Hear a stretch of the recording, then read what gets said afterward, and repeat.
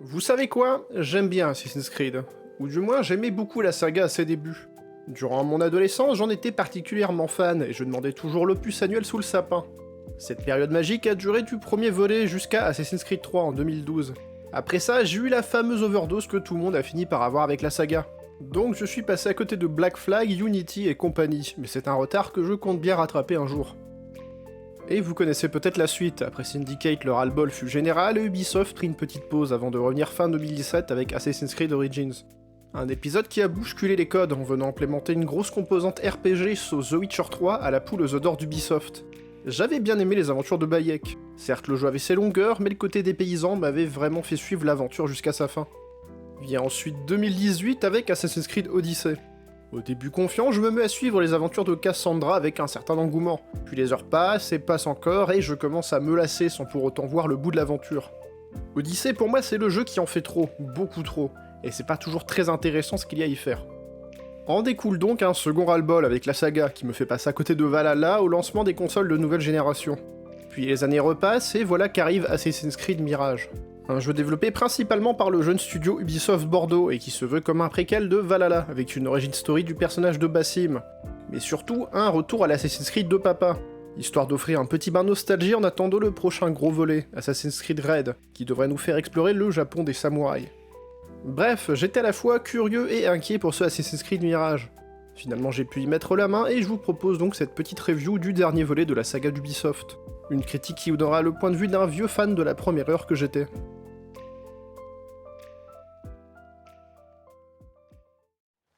Comme je l'expliquais dans l'intro, je n'ai pas joué à Valhalla, mais cependant ça n'était pas très grave puisque le jeu prend bien le temps de réintroduire Basim, pour cette origin story se déroulant dans l'Irak du 9e siècle. L'histoire débute dans la peau de Basim alors que celui-ci n'était qu'un jeune voleur slash coursier dans les petites rues d'un village non loin de Bagdad. Durant une mission routinière, il finira par tomber sur Roshan, une membre de ceux qu'on ne voit pas, autrement dit, les assassins. Voulant absolument l'impressionner pour se faire recruter, ce dernier finira par tout faire foirer, et deviendra la personne la plus recherchée de son village. Heureusement pour lui, Roshan viendra le tirer d'affaire et le prendra sous son aile pour l'entraîner durement à la forteresse d'Alamut, un lieu mentionné plusieurs fois dans le lore de la saga. Après un petit training montage à l'ancienne, Basim deviendra un assassin accompli et retournera dans la région de Bagdad pour s'occuper de l'ordre. Un groupe qui tire les ficelles dans l'ombre et maltraite la population pour arriver à ses fins. Leurs chefs, 5 inconnus masqués, seront les cibles principales dans la quête de Basim. Classique, c'est le mot qui résume le plus l'ADN de Mirage, et cela vaut également pour son histoire. On progresse dans les rues et les alentours de Bagdad au fil de la trame principale pour assassiner nos cibles. Le tout entouré de quelques personnages annexes et de trames narratifs autour d'une révolte de la population, d'objets mystiques et de démons intérieurs de Basim. Rien de transcendant, l'histoire d'AC Mirage est juste sympathique à suivre. Pas incroyable, pas repoussante, juste classique, dans le sens du premier volet de la saga. Elle est surtout là pour justifier la boucle de gameplay. La boucle de gameplay d'Assassin's Creed Mirage peut se décrire en 2 temps. Déjà rejoindre un point sur la carte, parler à un mec, puis rejoindre le lieu pour assassiner une cible. Une fois sur place, la deuxième moitié de la boucle se met en place. Repérer les lieux, se frayer un chemin, et en finir avec notre cible. AC Mirage revient au fondement de la saga en ce sens, tout en ajoutant quelques éléments des derniers jeux. Notamment l'oiseau de Origins, qui va nous permettre de faciliter notre repérage. On reprend également un arbre de talent, mais ici très épuré, pour juste nous permettre de débloquer des capacités tout le long du jeu. Et je suis content pour une fois dans un AAA de ne pas avoir un arbre de talent totalement bordélique.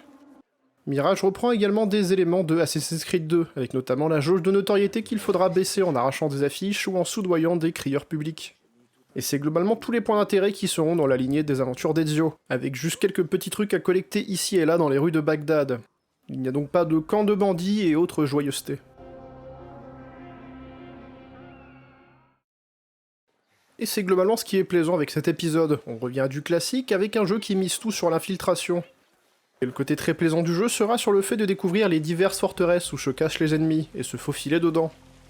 Le tout en mélangeant grimpettes, opportunités et gadgets. Cela reste assez classique, mais permet tout de même d'être assez créatif. Cependant, le système de combat au corps à corps n'est pas vraiment passionnant, avec juste un système de pari et d'esquive pour le coup trop classique. On prendra souvent plus de plaisir à fuir pour revenir en mode infiltration pour s'occuper de nos ennemis. Assassin's Creed Mirage reste cependant très casu, mais pour moi ce n'est pas forcément un gros mot tant que ce n'est pas dans l'excès. Car je dois avouer que j'aime bien les aventures tranquilles, tant qu'un jeu ne me prend pas pour un abruti complet.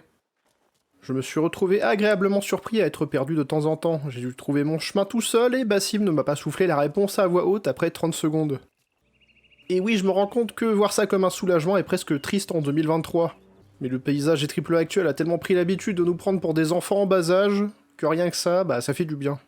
Assassin's Creed Mirage représente donc bien ce petit vent de nostalgie dans la franchise. On reprend plaisir à jouer un assassin, ce qui était la promesse de base de la licence, et non plus un guerrier avec des niveaux à monter inlassablement. Ici, quand on plante notre lame dans le cou de quelqu'un, il meurt, et c'est tout. Le plus gros point fort de Mirage pour moi, c'est son atmosphère relaxante, que cela soit visuellement, auditivement ou manette en main. Le jeu me donne la petite sensation de retrouver un vieux pote et de descendre un pack de 6 en parlant du bon vieux temps. Visuellement, c'est là où la licence a toujours réussi à briller. Alors je ne parle pas spécialement de la technique, puisqu'ici on reste sur quelque chose de proche des anciens volets, et que cela reste un titre cross-gen vendu à 50 €. Mais au moins j'ai pu constater que le jeu est plutôt bien optimisé, et qu'il tourne bien en non élevé sur ma 1060, qui se commence à faire un petit peu vieille. J'aurais bien aimé tester le jeu sur console, mais j'ai reçu qu'une clé sur PC. Mais je parle plutôt de la direction artistique. Bagdad est très dense et très agréable à visiter et escalader. Il y a des détails de partout et autant de trucs à grimper.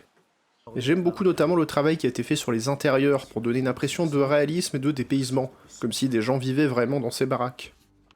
Il faut dire que c'est une époque et une région qui m'avait manqué et qui fait plaisir d'explorer de nouveau, et je trouve que le jeu vidéo oublie un peu trop souvent le Moyen-Orient.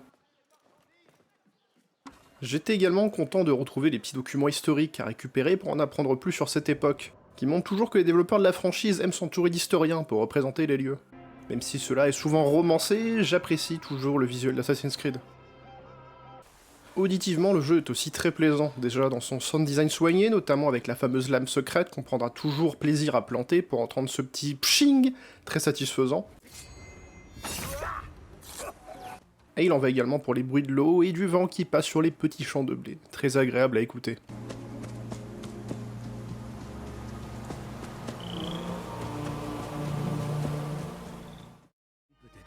La plupart des musiques sont signées Brendan Adjeledis, qui s'initie sa première BO pour la saga. Et il a réussi une belle OST variée, dépaysante et entraînante quand il le faut. Sorti spécialement pour les 15 ans de la licence, le titre s'offre aussi un chouette remix du fameux thème d'Ezio. Vous savez, le fameux point... ouais.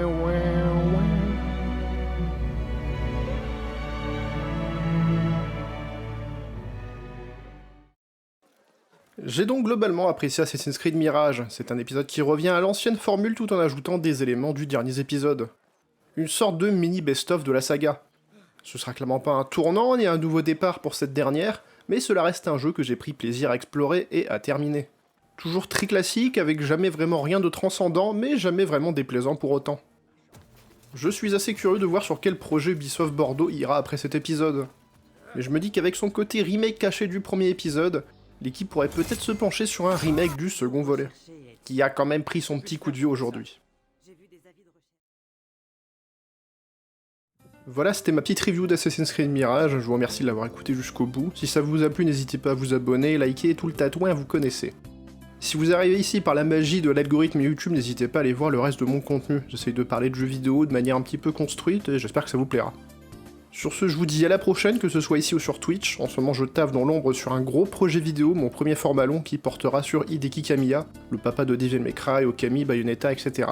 J'espère que cela vous plaira. Sur ce, je vous dis vraiment à la prochaine, portez-vous bien, c'était Spy.